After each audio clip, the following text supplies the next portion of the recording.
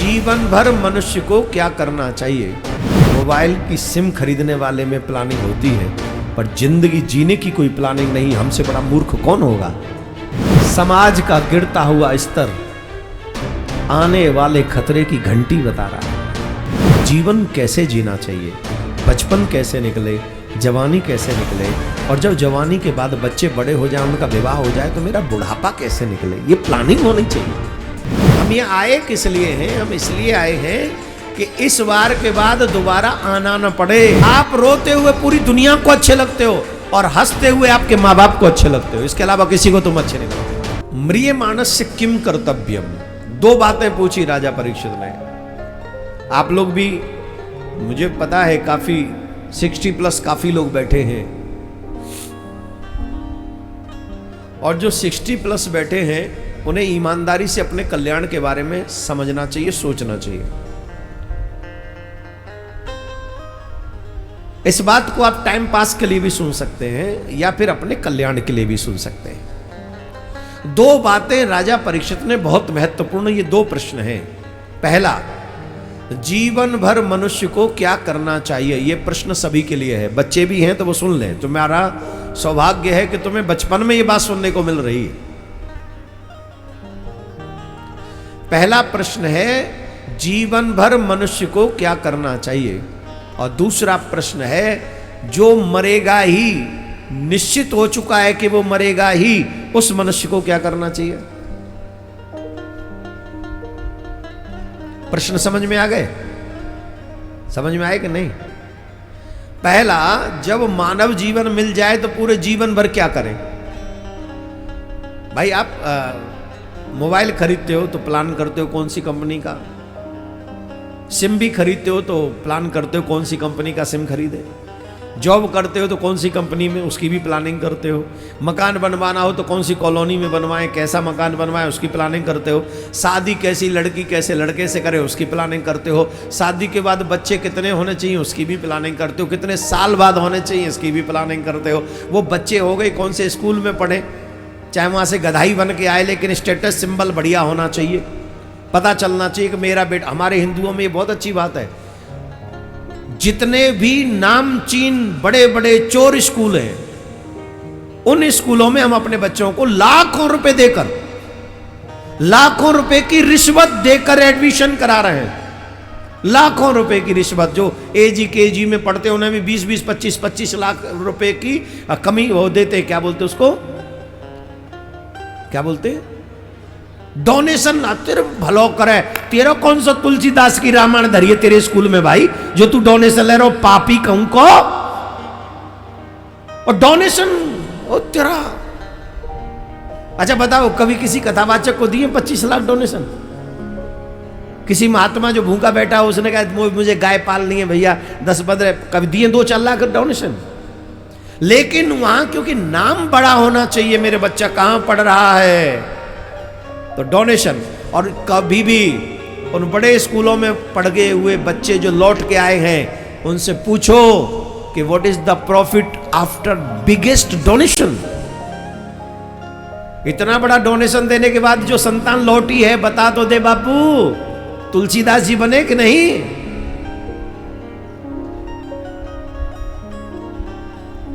लौट के कहते हैं, get out, don't talk to me, this is my life, don't interfere in my personal life, okay?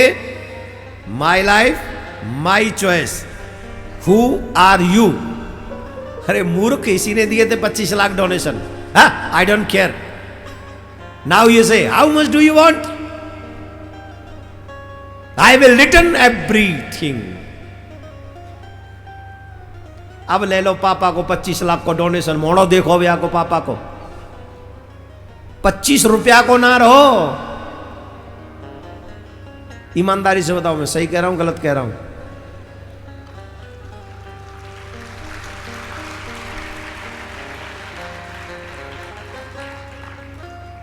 सिर्फ बड़े स्कूलों में बड़ी एजुकेशन प्राप्त नहीं होती, सबसे बड़ी एजुकेशन है संस्कार वाली एजुकेशन, जिसे छोटे बड़े का पता हो, जिसे जीवन का महत्व पता हो, वही एजुकेशन सबसे बढ़िया है। और सुनो, वो लाखों रुपए डोनेशन दे के नहीं आती। वो तो सद विचारों के साथ आती है। पढ़ाने वाले के मन में भी अच्छे विचार हों और पढ़ने वाले के भी मन में अच्छे विचार हों, तब जाके राम राम बनते हैं, तब जाके कृष्ण कृष्ण बनते हैं, तब जाके हरिश्चंद्र अपने सत्य के लिए पूरे विश्व में सदियों तक, युगों युगों तक पहचाने जाते हैं। यह है सही माने की शिक्षा। बात समझ में आ गई कि नहीं आई? तो पहला प्रश्न क्या है, जीवन भर क्या करना चाहिए? हम छोटी छोटी चीजों की प्लानिंग करते हैं। अंग्रेजी कौन कौन पढ़ा है? इंग्लिश मीडियम वाले हाथ उठाएं। इंग्लिश मीडियम वाले हाथ उठाओ। तो सब हमारी तरह अंगूठा छाप बैठेगा? हाँ, ऊंचो कर, शर्म क्यों आ रही? जो जो इंग्लिश मीडियम हाथ उठाओ। Have you ever planned how to live life? हाँ, हैव यू एवर प्लान्ड? कभी प्लानिंग की है जीवन कैसे जीना चाहिए? हिंदी बोल देता हूं, जो अंग्रेजी नहीं पढ़े मेरी तरह, जो अंगूठा छाप है एकदम, हाँ, हिंदी अर्थ कर देता हूं। कभी प्लान किया है जीवन कैसे जीना चाहिए?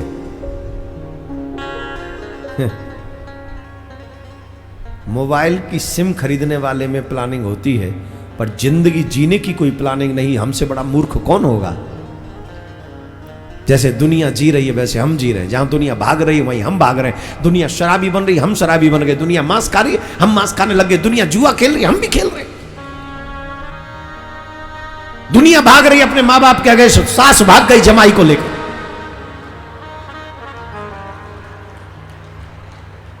अब भागम भाग शुरू हो गई, कलयुग आ गया, भागम भाग चल रही है। कौन किसके संग भागेगा? एक पूरा प्लानिंग चल रहा है। जो किसी को लेके न भागा हो उसको लेके भाग जाओ, मीडिया में छा जाओ। ये भागम प्लानिंग, भाग प्लानिंग क्या ये? आप इस पे हंस लो या आप इस पे रो लो, ये आपके ऊपर है।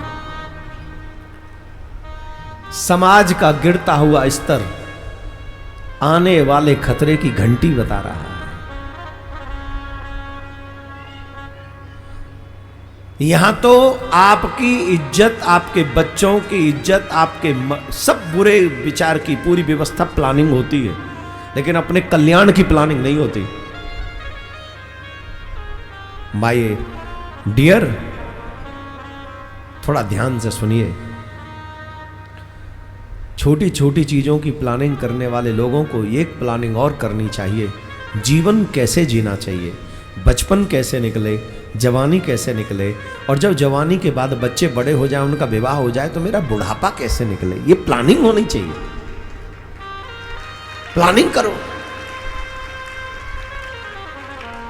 बचपन में माँ बाप के प्रति आदरवान बने रहो, श्रद्धाशील बने रहो, उनकी आज्ञा का पालन करते रहो, अच्छे मन लगाकर पढ़ाई करो, उल्टे सीधे काम मत करो। ये बचपन की प्लानिंग।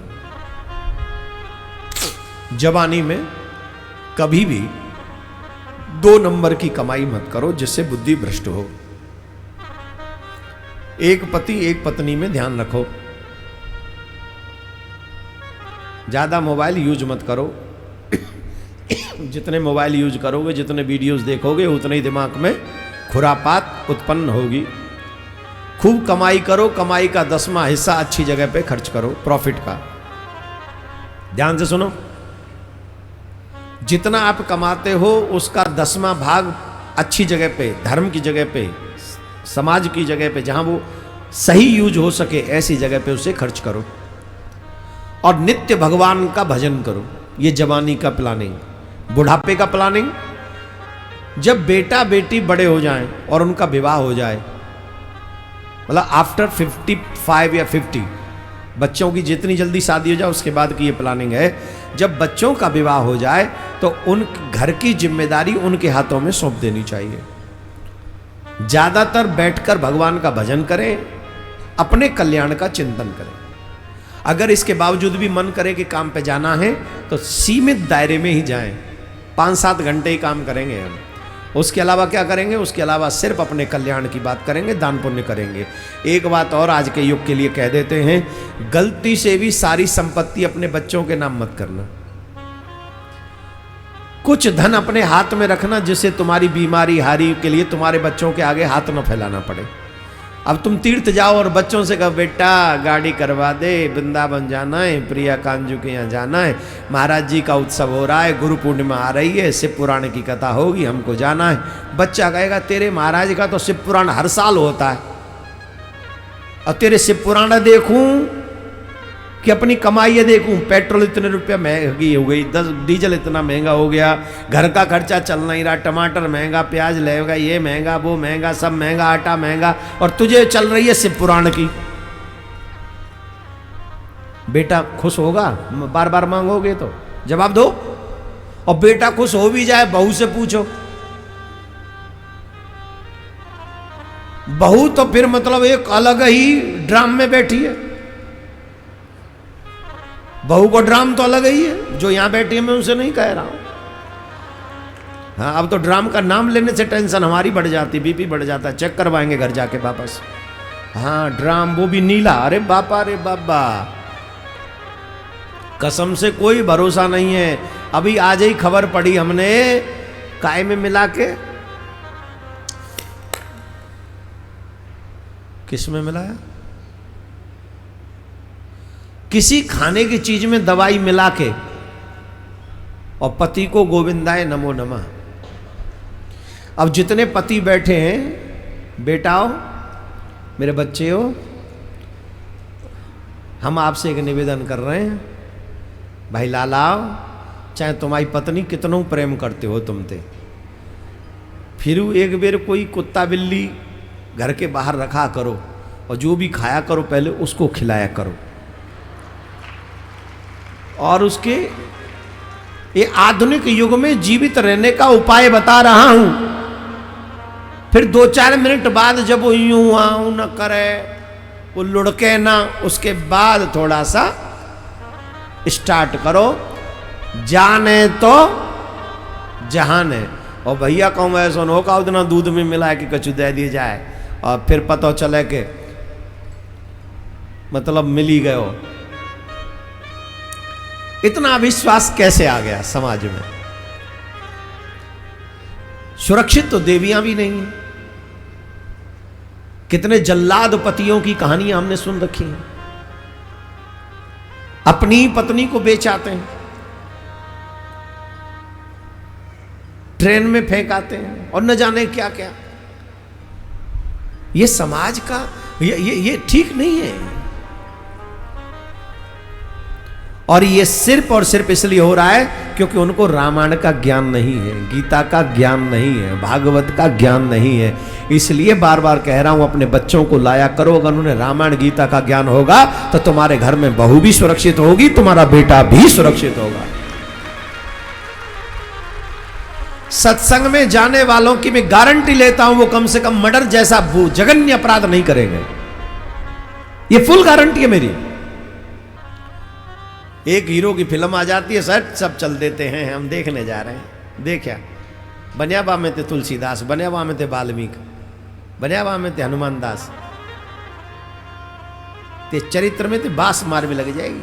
फिल्म देखेगा तो बंद करो ये सब बकवास चीजें, फिल्म विलम।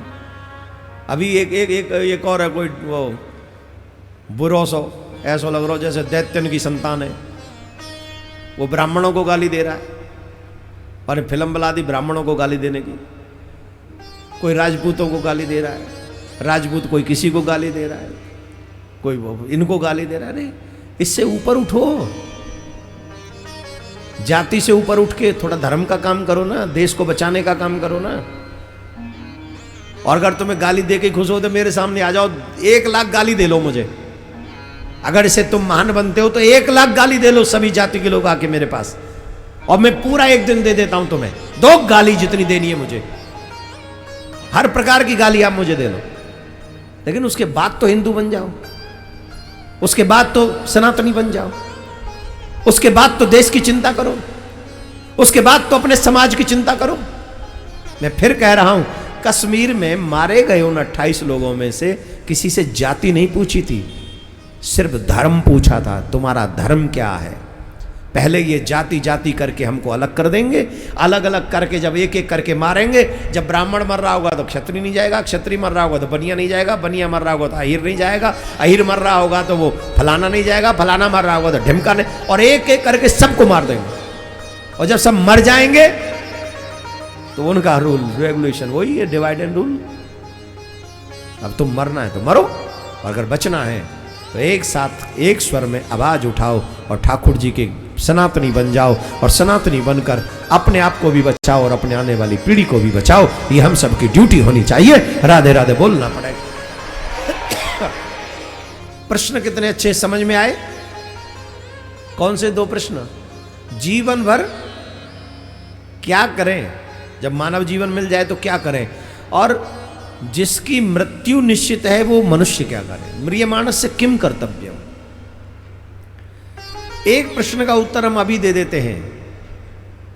हम यहां बड़े बड़े मकान बनाने नहीं आए, हम यहां 10-20 बच्चे पैदा करने के लिए नहीं आए, हम लोग यहां पर बड़ी बड़ी गाड़ियों में घूमने के लिए नहीं आए, हम लोग यहां पर अपनी जान पहचान बनाने के लिए नहीं आए, परिवार छोटा बड़ा बनाने नहीं आए।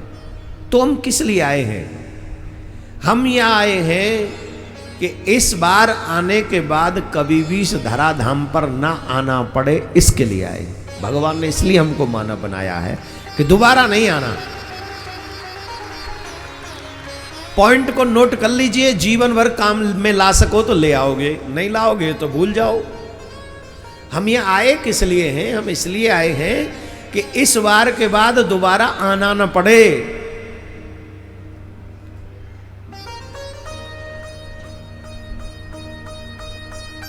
कबीरा जब हम पैदा हुए, नोट करिए, जब हम पैदा हुए जग हंसा हमरो, ऐसी करनी कर चलो हम हंसे जगरो।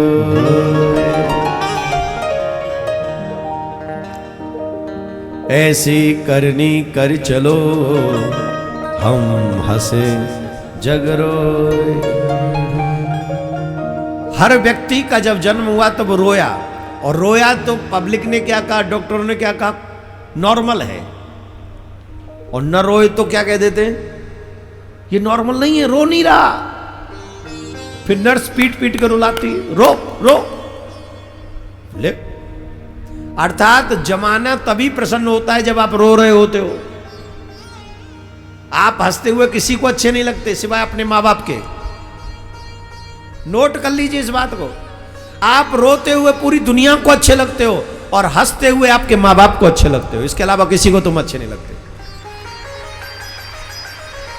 आप अगर हंस रहे हो, मुस्कुरा रहे हो, आपके चेहरे पे अगर नूर है, आपके जीवन में अगर आनंद है, तो आपका पड़ोसी टेंशन में आ जाएगा। आपके जानने वाले व्हाट हैपन, अब वो षड्यंत्र करना शुरू कर देंगे, तुम्हारे किस्से सुनाना शुरू कर देंगे, तुम्हारा ये करना शुरू कर देंगे। क्यों? वो तुम्हें अनहैप्पी करना चाहते हैं। वो तुम्हें देख के खुद, हाँ, तुम्हारे माँ बाप ऑलवेज प्रसन्न है कि तुम प्रसन्न हो, मुस्कुरा रहे हो, तुम्हारे माँ बाप खुश है। इसलिए बच्चों से तो हम ये कहेंगे, अपने माँ बाप को ही सबसे अच्छा मित्र बना लो। जितने भी बच्चे यहाँ बैठे, तुम्हारे माँ बाप से अच्छा मित्र कोई नहीं हो सकता। यहाँ मित्रता के नाम पे कलंक बैठे हुए, राक्षस बैठे हुए, दुष्ट बैठे हुए, मैं जो बोलूं वो कम है, जो बोलूं सो कम है। पहले मित्र दुख में साथ देते थे, आजकल के मित्र दुख देने में साथ देते हैं। और तुम कितने भी बड़े दुख में हो, तुम्हारे मां बाप ही तुम्हारे साथ खड़े रहते हैं। दो बातें, जीवन भर क्या करें, बच्चे नोट करें। जीवन भर मानव जीवन जब मिल जाए तो भगवान को मनाने का प्रयास करना चाहिए। दुनिया वाले कभी प्रसन्न नहीं होंगे आपसे। ये तो इतने नौटंकी खोर हैं दुनिया वाले। तुमसे सारे सुख ले लेंगे और कभी थैंक यू भी नहीं बोलेंगे। माँ बाप जीवन भर की कमाई बच्चों को दे देते हैं, लेकिन वो बच्चे कभी भी माँ बाप को नहीं कहते थैंक यू कि आपने हमारे लिए इतना किया। यही संसार है। और कितने बच्चे तो ऐसे हैं जो माँ बाप को मार के घर से निकाल देते हैं। यही संसार है। तो भगवान को मनाने का प्रयास जीवन भर करते रहना चाहिए, भगवान के भक्त बनकर। दूसरा, म्रियमाणस्य किम कर्तव्यम, मरणशील मनुष्य क्या करे? तो मरणशील मनुष्य को श्रीमद् भागवत कथा सुननी चाहिए। अतः पृच्छामि संसिद्धिं योगिनां परमं गुरुं पुरुषस्य यत्कार्यं म्रियमाणस्य सर्वदा यच्छ्रोतव्यम् अथो जप्यं यत्कर्तव्यं नभि प्रभु स्मर्तव्यं भजनीयं वा ब्रूहि यद्वा पेपर्यम्। सभी सनातनी ध्यान से सुने। ये प्रश्न बहुत गजब के हैं। राजा परीक्षित ने सुखदेव जी महाराज से पूछे और ये हर सनातनी को सुनने चाहिए। सनातनियों में एक बहुत बड़ी प्रॉब्लम है और वो प्रॉब्लम ये है, स्वार्थ सिद्धि के लिए किसी की भी पूजा करते हैं और कोई भी मंत्र जाप करते हैं। जो करने योग्य है उसको भी करते हैं, जो नहीं करने योग्य वो भी करते हैं। सिर्फ स्वार्थ सिद्ध होना चाहिए। हाँ या ना? जवाब दो। हमारे घरों में 15 भगवान तो ऐसे हैं जो भगवान है ही नहीं, वो घर में बैठे हैं और फिर कहते हमारी पूजा लगती नहीं। कैसे लगेगी? कैसे लगेगी? आप ऐसे समझो कि वोट देना चाहते हो बीजेपी को और कांग्रेस का पंजा तुमने अपने हाथ में रखा हो, या कांग्रेस को देना चाहते हो बीजेपी का कमल रखा हो, तो दोनों ही नेता खुश नहीं होंगे आपसे। वो समझेगा उसका है, वो समझेगा उसका है। हाँ या ना? ये लोकल बात समझाई है मैंने। अब चाहते हो भगवान कृष्ण को मनाना और भूत सगल में रखा हुआ बगल में। कोई वो चादर चढ़ाने वाले को क्या बोलते हैं? कितने हिंदू ऐसे हैं जो पीर पे जाके चादर चढ़ाते हैं और मंगलवार को हनुमान जी पे जाके सिंदूर चढ़ाते हैं और वैसे सोमवार को शिव जी पे भी चढ़ाते हैं। अरे भाई तू है कौन का? तेरा है कौन? तू शिव जी का है, हनुमान जी का है, राम जी का है, कृष्ण जी का है, देवी का है, किसका है? या पीर बाबा का है? आपने कहा आपके शहर में नदी है, मैं आपसे कहूंगा 2 नाव में पैर रख के नदी पार करके दिखाओ। कर पाओगे? कर पाओगे? तो जब 2 नाव में पैर रखकर नदी पार नहीं कर सकते तो भवसागर पार कैसे करोगे 500 भगवान की पूजा करके?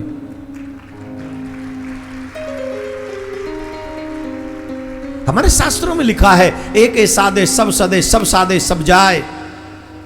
आजकल पता नहीं इतने भूत कहां से आ गए दुनिया भर में। जिसे देखो हर तीसरा आदमी भूत चढ़ा हुआ उस पे, वो यूं यूं यूं यूं कर रहा। क्या वो पूछो क्या हो गया? बोले ऊपल्ला है।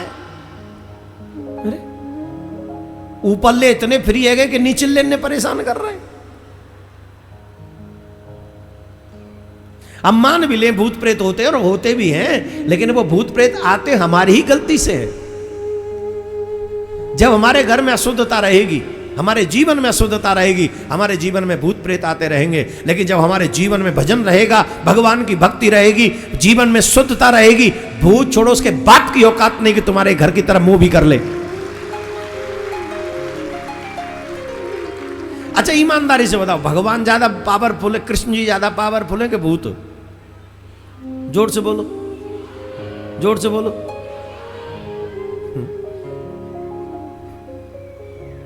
पर फिर भी भूत परेशान कर रहा है, क्यों? क्योंकि कृष्ण पे पूर्ण विश्वास नहीं है, गोविंद पे सच्चा विश्वास नहीं है, इसीलिए हम दुख पा रहे हैं।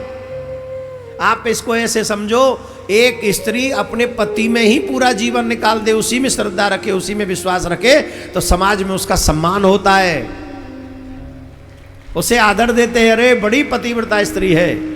और वही स्त्री सिर्फ अपने पति को ही ध्यान न दे, बाकी 110 लोगों से बात करती रहे, भाई साहब चाय लोगे, भाई साहब पकौड़ी खाओगे, भाई साहब परामठे खाओगे, और पति बैठे हो मुझे कचू महुआ दे दे, परामठे ना तो बिस्कुट ही दे दे। वो पत्नी कह रही खबरदार बोले हो तो रोज खा रहे हो तू, मैं मां सन ने खाएगो। अब बताओ ऐसी पत्नी का सम्मान समाज में होगा? सही बताओ, जोर से बोलो। और यही उल्टा कर दो पति के ऊपर, पत्नी बहुत अच्छी है पर पति शाम को पी गया, भाभी जी बड़ा अच्छा खाना बनाती हैं, ये जाके हाथन में खानो ना बननो, जाने पूरा जीवन भर तू खवायो जिमायो, क्या गधा जैसा पेट फैले पड़े हो, या भर भर के दे रही है तेरी पत्नी, और जाको हाथ को भोजन अच्छा ना है। तो बताओ जो रात दिन अपनी पत्नी की निंदा करता रहे, समाज उस पति को सम्मान देगा? जवाब दो। लेकिन जो पति दुनिया की किसी भी सुंदर स्त्री को देखने की बजाय सिर्फ कहे जब से तुम आई हो मेरा भाग्य बन गया है, तुम मेरे घर की लक्ष्मी हो, बस हमसे कोई अपराध भी हो जाए ध्यान मत करना, अपना घर समझ के ऐसे ही थोड़ा चलाती रहना। मैं सच बता रहा हूं, समाज में तो उस पति का सम्मान होगा ही, साथ में उस पत्नी के हृदय में भी अपने पति के लिए अपार रिस्पेक्ट बढ़ जाएगी, अपार रिस्पेक्ट।